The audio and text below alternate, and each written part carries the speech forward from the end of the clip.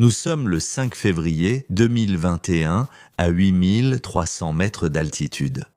Que de, un homme de 45 ans se tient devant une crevasse de 2,5 mètres dans la glace.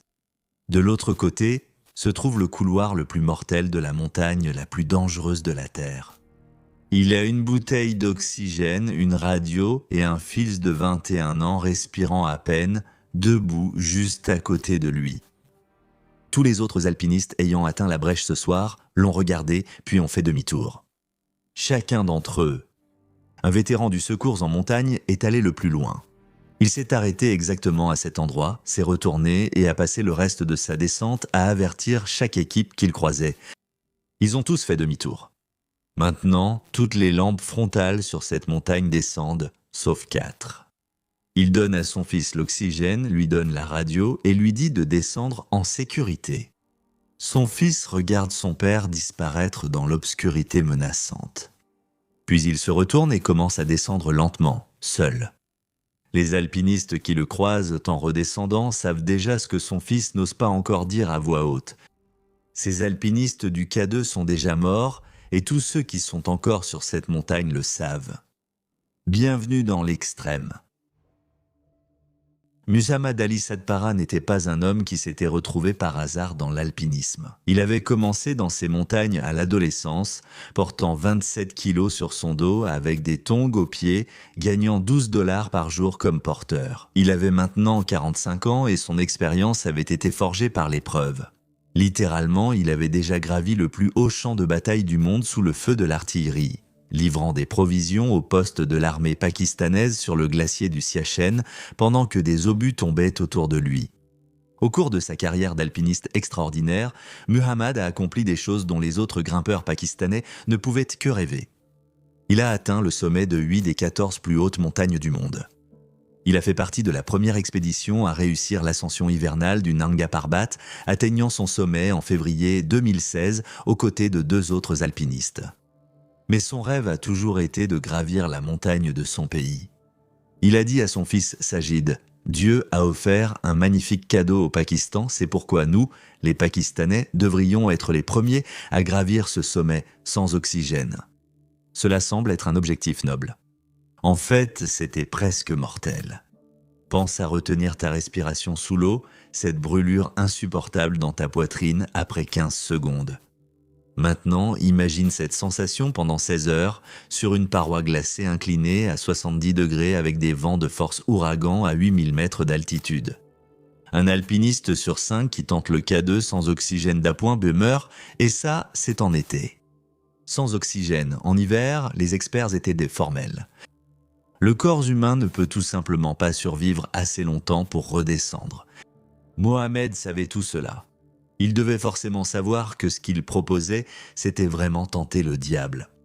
La même année, Mohamed a appris qu'une équipe de 10 alpinistes népalais était arrivée au camp de base avec le même objectif, réaliser la toute première ascension hivernale du K2. Ils étaient organisés, bien financés et dirigés par Nirmal Purja, un vétéran des forces spéciales britanniques d'origine népalaise. Pour cette tentative, ils avaient leur propre météorologue privé, une équipe spéciale dédiée à la pose de cordes fixes et une armée de Sherpas. Vous voyez, escalader le K2 en été est extrêmement difficile. En hiver, c'est tout simplement impossible. La température descend jusqu'à moins 60 degrés Fahrenheit. Des vents de force ouragan arrachent le matériel de la montagne sans prévenir. Il y a à peine 10 heures de jour. La pression atmosphérique chute tellement bas en hiver que certains jours, le K2 a littéralement moins d'oxygène que le sommet de l'Everest. Les alpinistes tentèrent d'atteindre le sommet du K2 en hiver depuis 33 ans sans succès. Le point le plus élevé jamais atteint était de 25 098 pieds. C'est à plus de 3000 pieds du sommet.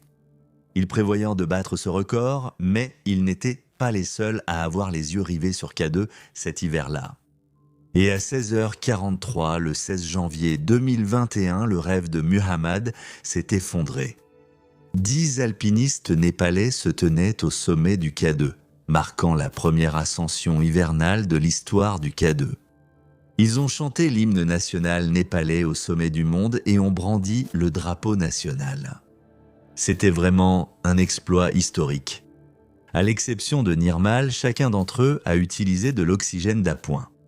Lors de la descente, 8 des 10 ont souffert de gelures. Lorsqu'ils sont finalement revenus au camp de base, le monde de l'alpinisme a célébré leur arrivée au sommet comme s'il s'agissait d'un alunissage. Le dernier grand défi de l'alpinisme était enfin tombé. Tout le monde était heureux sauf Muhammad. Il se sentait déçu. K2 était au Pakistan. Pendant des décennies, les alpinistes pakistanais aidaient des expéditions étrangères à gravir cette montagne.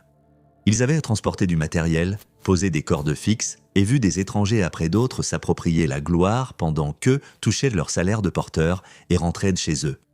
Et maintenant, le dernier grand trophée encore invaincu dans l'histoire de ce sport.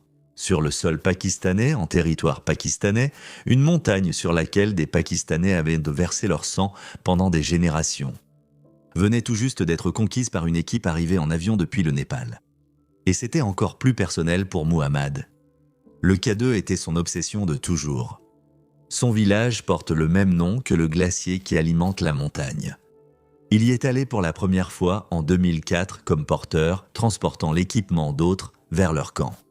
En 2018, il a atteint le sommet du K2 en été et il est rentré chez lui en véritable légende. Le K2 en hiver, sans oxygène, c'était la dernière chose. La chose vers laquelle toute sa vie avait convergé. Et maintenant, quelqu'un d'autre avait pris la vedette pendant qu'il restait là à regarder.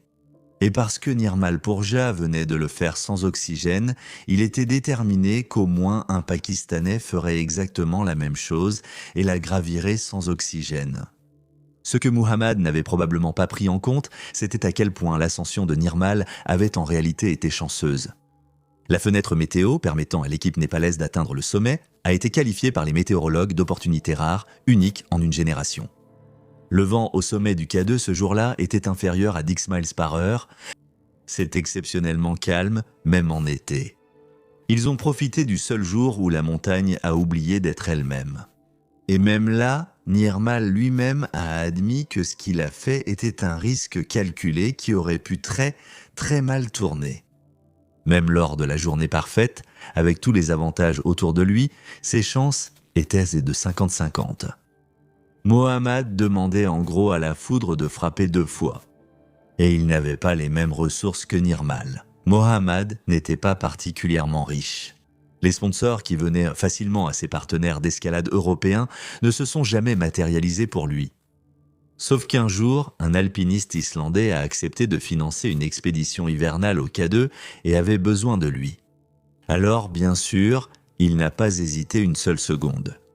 Il s'appelait John Snorri et il avait son propre objectif personnel avec le K2. Il était déjà venu ici en 2019 tentant l'impossible, atteindre le sommet du K2 en hiver. Lors de cette expédition, John, qui était secouriste en montagne avec 30 ans d'expérience, a tout donné pour atteindre le sommet en hiver. Mais le K2 a brisé son équipe. L'expédition s'est effondrée dans un chaos de mauvais temps, de cauchemars logistiques et de morale brisée. Ils ont subi un échec cuisant et ont été forcés de faire demi-tour à 22 000 pieds. John est retourné en Islande, mais il ne pouvait pas s'en détacher. Il devait réessayer. Le problème, c'est que les expéditions hivernales dans ces montagnes coûtent une fortune. John ne pouvait pas se permettre d'échouer une seconde fois. S'il devait y retourner, il ne pouvait pas compter sur la même stratégie.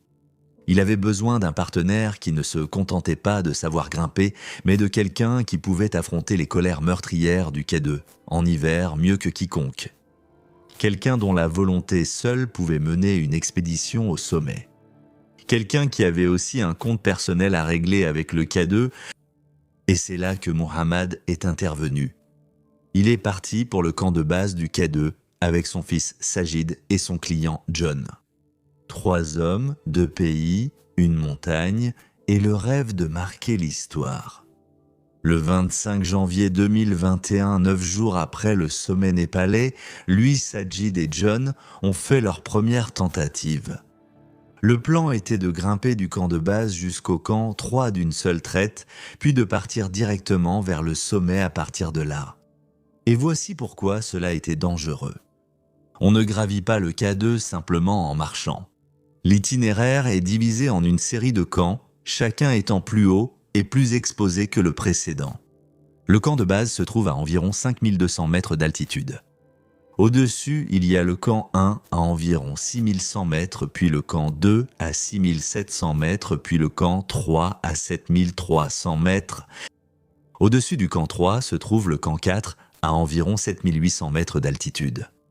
Le dernier abri possible avant le sommet à 8611 mètres d'altitude. Une tentative classique d'ascension estivale part du camp 4. Vous dormez là-bas, vous partez au beau milieu de la nuit, vous grimpez dans l'obscurité et atteignez le sommet en début d'après-midi, puis vous redescendez avant que le mauvais temps n'arrive. Monter une tente prend du temps, un temps précieux qu'il ne pouvait tout simplement pas se permettre de perdre. Alors Mohamed et ses coéquipiers ont décidé de partir depuis le camp 3 à la place. Cela signifiait ajouter 500 mètres de dénivelé à l'ascension vers le sommet. À cette altitude, chaque tranche de 30 mètres peut demander 1 heure d'effort pénible. Ils ajoutaient une éternité d'escalade sans aucun repos. Le 23 janvier, Mohamed, Sajid et John ont quitté le camp de base en pleine nuit. Le froid était immédiat et total. Chaque respiration faisait très mal. Chaque pas à cette altitude coûte plus que le précédent. Ils ont traversé le camp 1 puis le camp 2 montant toujours plus haut sans s'arrêter pour se reposer. Ils progressaient jusqu'à environ 6700 mètres quand soudain le vent a surgi de nulle part et les a frappés avec une telle force qu'ils ont failli être projetés dans le vide. Mohamed et les autres se sont à peine accrochés. Son sac à dos a pris de plein fouet la violence du vent.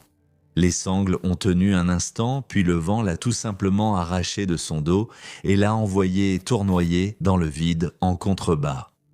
Dans ce sac se trouvait la plupart de l'équipement dont ils avaient si besoin pour atteindre le sommet. Sans lui, il était impossible d'aller plus haut.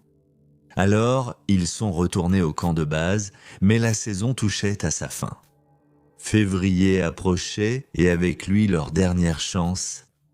Pendant que Mohamed pansait ses blessures au camp de base, à moins d'1 mètre de là, un alpiniste faisait face à quelque chose de bien pire qu'une tentative de sommet raté. Il s'appelait Juan Pablo Moore et il était venu au Pakistan avec un objectif qui n'avait rien à voir avec les records, la gloire ou la fierté nationale. Il voulait juste continuer ce qu'il avait commencé.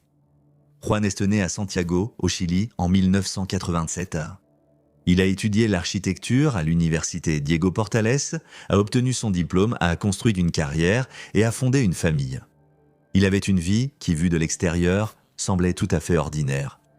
Sauf qu'à un moment donné, Juan Pablo Moore avait découvert la montagne. Après les avoir découvertes, il ne pouvait plus s'arrêter. Juan était un homme qui croyait que l'alpinisme appartenait à tout le monde, pas seulement à ceux qui avaient des sponsors et des budgets pour l'équipement. Il a même construit la plus haute installation d'escalade urbaine au Chili afin que des gens ordinaires, qui ne pourraient jamais se permettre des expéditions, puissent de quand même ressentir ce que cela fait d'être en hauteur, d'être au-dessus du sol, de regarder le monde d'un endroit où la plupart des gens ne vont jamais. Mais sa propre façon de grimper était tout sauf ordinaire. Il avait très tôt décidé de gravir les plus hautes montagnes du monde de la façon la plus difficile. Pas d'oxygène supplémentaire, pas de soutien des Sherpas, pas de raccourcis, juste lui-même, son corps et tout ce que les montagnes exigeaient. Il avait gravi 5 des 14 plus hauts sommets du monde ainsi. En 2019, il a établi un record du monde Guinness en gravissant l'Atsé et l'Everest consécutivement en moins d'1 semaine, sans oxygène, sans l'aide des Sherpas et sans retourner au camp de base entre les 2 sommets.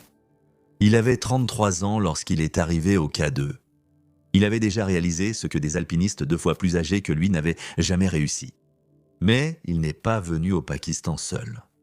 À ses côtés se trouvait son partenaire d'escalade, l'alpiniste espagnol de 49 ans, Sergi Mingot. Là où Juan Pablo apportait une endurance brute et juvénile, Sergi apportait des décennies de respect durement acquis et d'expérience dans le monde de l'alpinisme.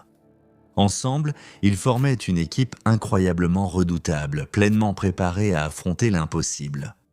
Le 16 janvier, le même après-midi où l'équipe népalaise chantait son hymne national au sommet du K2. Juan et Sergi descendaient du camp vers le camp de base lorsque Juan a entendu un fort bruit de raclement venant d'en haut. C'était Sergi. Il avait perdu pied sur la glace et ce bruit, c'était lui qui tombait de la montagne. Juan a crié. Il a tout lâché et a couru à travers la neige vers l'endroit où la chute avait emporté son partenaire. C'était trop tard. Sergi était décédé quand il est arrivé. Tout autre serait rentré chez lui après cet accident. Pour une raison quelconque, Juan n'a pas pu se résoudre à partir. C'était peut-être la culpabilité, c'était peut-être le chagrin. Quelle qu'en soit la raison, il a décidé qu'il ne rentrerait pas chez lui tant qu'il n'aurait pas terminé ce qu'il avait commencé avec Sergi. Juan a trouvé un nouveau partenaire d'escalade, une alpiniste italienne, Tamra Lunger, et a annoncé qu'il atteindrait le sommet sans oxygène, non seulement pour le record, mais aussi en hommage à Sergi. Début février, l'ambiance au camp de base avait changé. L'équipe népalaise était rentrée pour des célébrations encore plus grandes. Restèrent les alpinistes n'ayant pas encore obtenu ce qu'ils étaient revenus chercher. Et ils étaient plus nombreux qu'on ne le pense. Ils consultaient tous les mêmes prévisions météorologiques et attendaient tous la même chose. Encore une fenêtre avant que la saison hivernale ne se referme complètement. Le 1er février, les météorologues ont rendu leur verdict. Une minuscule et fragile fenêtre météo approchait. Pendant quelques brèves heures, les vents d'ouragan au-dessus du K2 allaient s'y baisser juste assez pour rendre une tentative d'ascension théoriquement possible, mais la marge était extrêmement mince. Quelques jours tout au plus. Pour survivre, une tentative au sommet devrait être d'une rapidité fulgurante, parfaitement exécutée. Aucun retard, aucune erreur. Mais la perfection sur le K2 en hiver n'existe pas. Les météorologues ne leur donnaient pas le feu vert. C'était un stop net, un panneau qui disait explicitement aux alpinistes que tenter l'assaut du sommet dans une fenêtre aussi courte était d'une témérité déraisonnable. Mais pour les alpinistes désespérés qui avaient passé des semaines à geler au camp de base, regardant leur dernière chance s'échapper, ce n'était pas un avertissement. C'était une invitation. Ainsi, le 4 février, près de 20 alpinistes ont commencé à monter vers le camp, 3. Mais lorsqu'ils sont arrivés au camp, 3, un par un, ce soir-là, il est assez vite devenu évident que quelque chose n'allait pas. Les tentes que les équipes avaient ancrées à la montagne des semaines plus tôt avaient été arrachées par le vent. Ce qui était censé abriter 20 alpinistes n'avait de la place que pour peut-être la moitié de ce nombre. Les gens arrivaient et ne trouvaient nulle part où dormir, nulle part où s'abriter, nulle part où se reposer avant le jour le plus difficile de leur vie. La tente de Mohamed, en particulier, était à l'origine conçue pour seulement 3 personnes, lui-même, son fils et John. Elle a finalement hébergé 6 personnes serrées toute la nuit. Personne ne pouvait s'allonger à plat. Personne ne pouvait manger correctement. C'était un cauchemar. Juan et sa partenaire Tamra étaient encore plus mal lotis. Ils étaient arrivés pour découvrir qu'il n'y avait pas de tente du tout. Ils ont fini par se serrer dans un abri avec des inconnus, les corps tellement collés les uns aux autres qu'il était impossible de dormir. Tamra avait des difficultés physiques depuis des jours. Son corps lui envoyait des signaux qu'elle ne pouvait pas ignorer. Elle a regardé autour d'elle ce qui se passait et ce qu'il leur restait à affronter, et elle a décidé que cette saison était terminée pour elle. Elle n'irait pas plus loin. Juan n'a pas hésité. Il a regardé autour des tentes bondées et a trouvé Mohamed et John, puis il leur a demandé s'ils pouvaient rejoindre leur équipe. Tout simplement, l'équipe était désormais composée de 4 personnes. Une légende pakistanaise animée par la fierté nationale et son fils, un Islandais qui ne pouvait pas se permettre un nouvel échec et un architecte chilien qui venait de voir son partenaire mourir et avait quand même décidé de rester. Voici l'équipe. À 23h30, le 4 février, 20 alpinistes fatigués et privés de sommeil ont quitté le confort du camp, 3. Ils visaient tous la même fenêtre météo, tous espérant être parmi ceux qui y parviendraient. Cette nuit noire, la montagne était parsemée de lampes frontales qui serpentaient vers le sommet dans l'obscurité, telles des fourmis déterminées. Vue de loin, la scène semblait paisible, empreinte de détermination presque ordonnée. C'était tout sauf cela.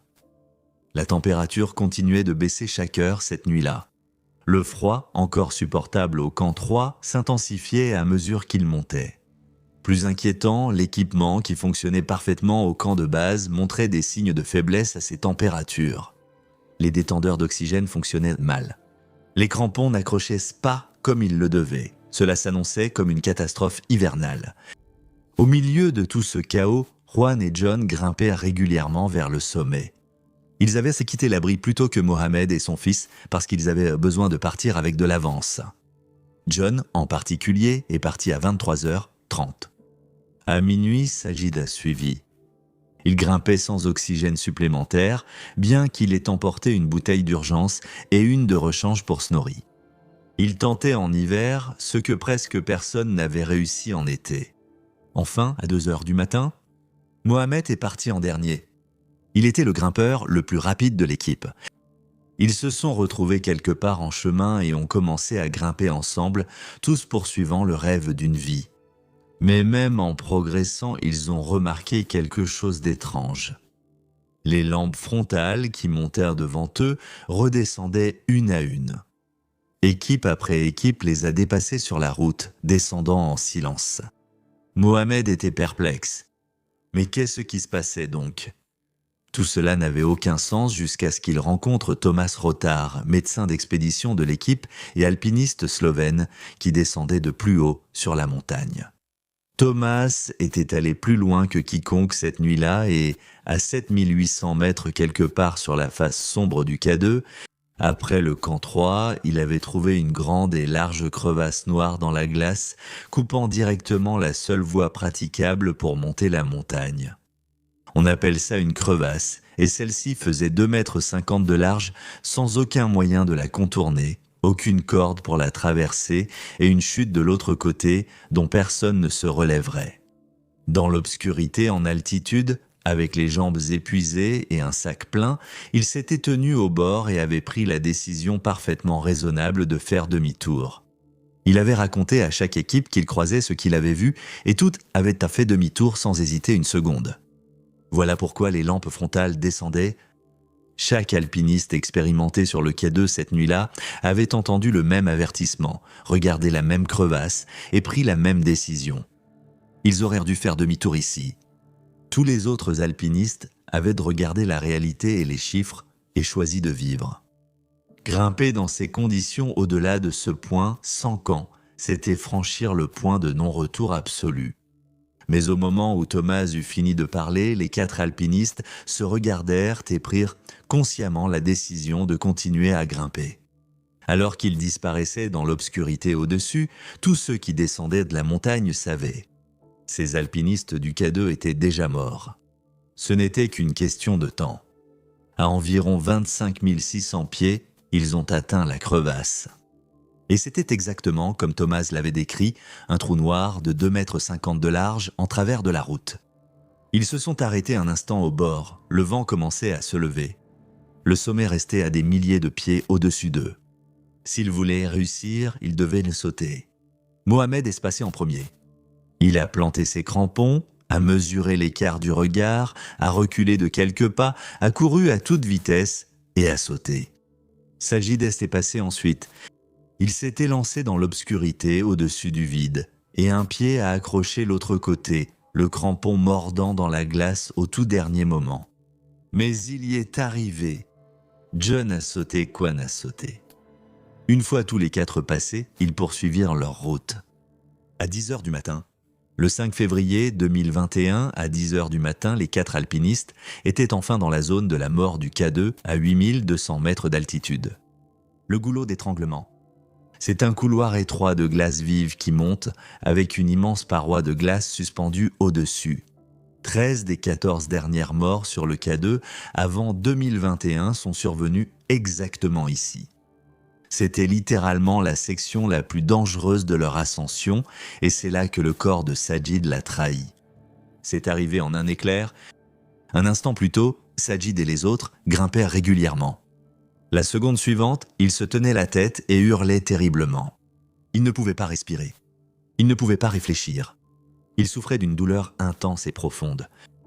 Ce qui arrivait à Sajid, c'était le mal aigu des montagnes.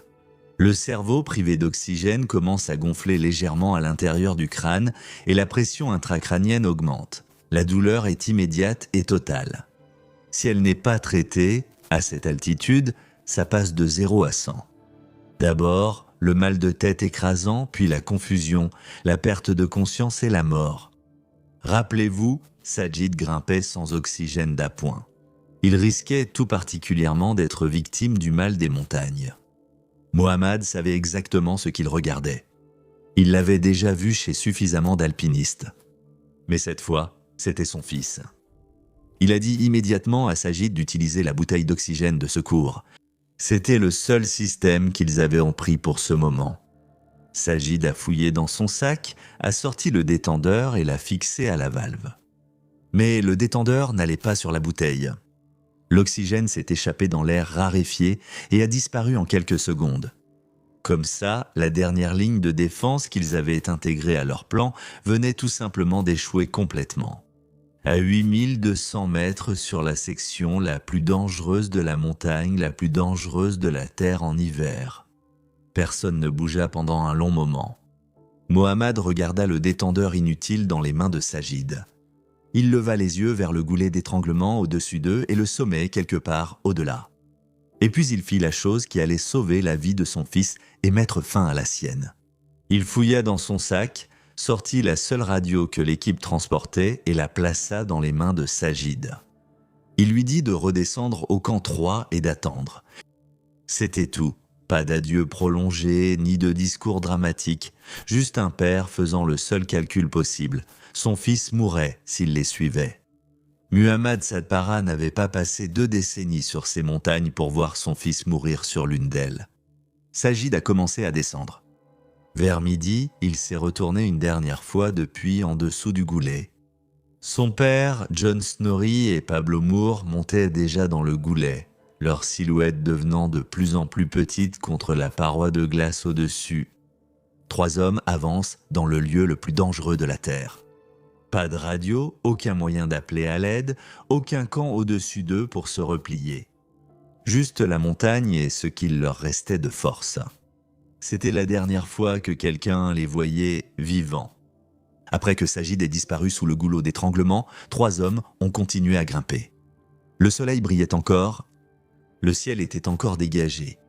Ils avançaient un par un à travers le goulot d'étranglement sous la paroi de glace suspendue, les crampons mordant dans la glace dure de l'hiver, chaque pas étant délibéré et contrôlé.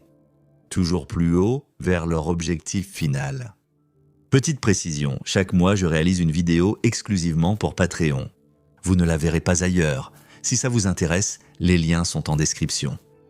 Un après-midi du 5 février 2021, 3 hommes se tenaient au sommet du K2 à 8611 mètres d'altitude. Ils l'avaient fait. Le prix dont Muhammad rêvait depuis qu'il avait mis les pieds pour la première fois sur ces montagnes, adolescent, en portant les sacs des autres hommes. Le record autour duquel Snorri avait organisé toute sa vie.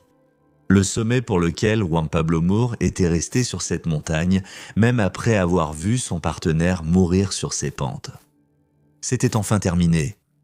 J'aime croire qu'ils se sont arrêtés et ont ressenti quelque chose qui a rendu chaque nuit glaciale et chaque tentative ratée en valait la peine.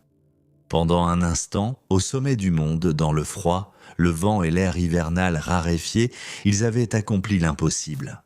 Puis, ils se sont retournés pour rentrer chez eux et la montagne les attendait. La descente du K2 tue plus d'alpinistes que l'ascension. Les jambes qui étaient fiables à la montée deviennent peu fiables à la descente. Les décisions qui étaient claires à la montée deviennent floues à la descente. Et les 2 choses les moins fiables sur le K2 étaient le K2 lui-même et la météo. Le vent devint maintenant implacable, les poussant d'en haut, trouvant la moindre faille dans leurs vêtements, volant la moindre chaleur qui leur restait. Ils étaient au-dessus de 26 000 pieds depuis des heures. Leur oxygène, ce qu'il en restait, commençait à manquer. La lumière déclinait et quelque part en dessous d'eux, des milliers de piètiers de montagne les séparaient encore de la sécurité. Ils commencèrent à descendre. Kuan était le plus rapide parmi eux. 5 sommets réussis sans oxygène l'avaient rendu efficace en montagne d'une manière que les autres n'avaient pas. Il est descendu rapidement par le goulet d'étranglement, dépassant l'endroit où Sajid les avait vus pour la dernière fois. Il allait y arriver. Mais quelque part pendant la descente, les mouvements de Kuan ont commencé à ralentir. Des heures passées au-dessus de 8000 mètres sans oxygène supplémentaire avaient épuisé toutes ses réserves. Ses muscles, privés d'oxygène trop longtemps, commençaient à lâcher. Les signaux que son cerveau envoyait à ses jambes arrivaient plus lentement, plus faiblement, comme une radio qui perd sa réception. Sa température corporelle chutait. Son corps retirait la chaleur des extrémités pour la concentrer autour des organes vitaux. Ses doigts étaient en train de s'engourdir. Ses pieds étaient en train de s'engourdir. À 25 600 pieds, Quan s'est assis et s'est recroquevillé dans la neige. C'est le dernier instinct du corps pour conserver la chaleur qui reste en se repliant sur lui-même. Son sac à dos et sa corde avaient disparu, perdus lors de la descente. Il était au seuil de la sécurité à l'endroit où le camp 4 aurait dû se trouver s'il avait été installé. Mais il n'y avait ni tente, ni abri, ni chaleur, seulement le vent, l'obscurité et la montagne qui n'avaient jamais rien promis à personne. Juan Pablo Moore est mort sur les pentes glacées du K2 le 6 février 2021. Il avait 33 ans. Muhammad et Snorri étaient encore sur la montagne au-dessus de lui. Ils descendaient beaucoup plus lentement. Le vent arrivait maintenant par vagues mortelles. La température baissait encore. Leur oxygène était épuisé. Leur corps avait repassé plus de 16 heures au-dessus de 8000 mètres et fonctionnait sur des réserves depuis longtemps épuisées. Malgré la fatigue, les mains de Muhammad manipulaient l'équipement comme elles l'avaient fait sur 8 autres montagnes au cours de 30 années d'alpinisme. Méthodique et maîtrisé. Un homme qui savait exactement ce qu'il faisait, même lorsque son corps le trahissait. Il avait survécu à bien pire. Il n'allait pas s'arrêter de bouger. Chaque pas coûte plus cher que le précédent. Chaque souffle lui apporte moins que le précédent. Et quelque part au-dessus du goulet d'étranglement, dans l'obscurité, son crampon gauche a accroché quelque chose. Une vieille corde verte, abandonnée sur la montagne lors d'une expédition précédente, s'est enroulée autour de son pied. Il a trébuché et retombé sur son sac. Il n'avait pas la force de se relever. Muhammad Ali Sadpara est mort quelque part sous le goulot d'étranglement. Derrière lui se dressait sa montagne préférée. Sa main gauche n'avait pas de gants. Son descendeur était toujours attaché à la corde fixe. La volonté était là, mais son corps n'avait plus rien à donner. Au-dessus de lui, John Snorri était toujours sur les cordes fixes. Il avait toujours été le plus lent, et il le savait. 30 ans de travail dans le secours en montagne lui avaient appris exactement comment les situations dégénèrent et exactement quoi faire quand cela arrive. Mais il y a certaines situations auxquelles aucune préparation ne peut remédier. Les cordes fixes sur le K2 sont la ligne de vie de la descente. Des cordes épaisses, ancrées dans la glace à intervalles réguliers, longent la montagne, permettant aux alpinistes de s'attacher et de contrôler leur descente. Sans elles, descendre une paroi glacée à 75 degrés dans l'obscurité à 8400 mètres d'altitude est impossible. Avec elles, c'est simplement brutal. Quelque part au-dessus du goulet, l'un de ses ancrages s'était brisé. La corde qu'elle retenait s'est détendue et a créé une petite boucle involontaire. Snorri est descendu dans cette boucle qui s'est resserrée et enroulée autour de lui d'une manière qui l'a empêché de descendre plus bas. Pour se libérer, il n'avait qu'une seule option, remonter la corde de 3 mètres pour dégager la boucle. Moins que la hauteur d'une porte. Mais grimper 3 mètres tout droit sur une paroi glacée inclinée à 75 degrés à 8400 mètres d'altitude après 20 heures passées dans la zone de la mort avec un corps à bout de force, c'est énorme. John n'avait tout simplement plus la force. John est mort exactement là où la corde l'avait arrêté, suspendu dans son harnais, recroquevillé sur lui-même, le visage tourné vers l'ouest, la main gauche sans gants. L'homme qui avait passé 30 ans à sauver les autres en montagne, retenu par un mètre de corde, n'a pas pu grimper. Il a laissé derrière lui une épouse et 6 enfants en Islande. Pendant que tout cela se passait, Sajid attendait leur retour. Il était descendu seul et d'une manière ou d'une autre, il était revenu à leur tente au camp 3 vers 17 heures. De là, il avait contacté le camp de base par radio pour leur dire ce qu'il savait. Il était en sécurité. Son père et d'autres allaient tenter d'atteindre le sommet. Ils avançaient de bien la dernière fois qu'il les a vus. Sajid était assis dans la tente attendant le retour de son père, guettant ses lampes frontales qui danseraient dans l'obscurité, signe de leur succès.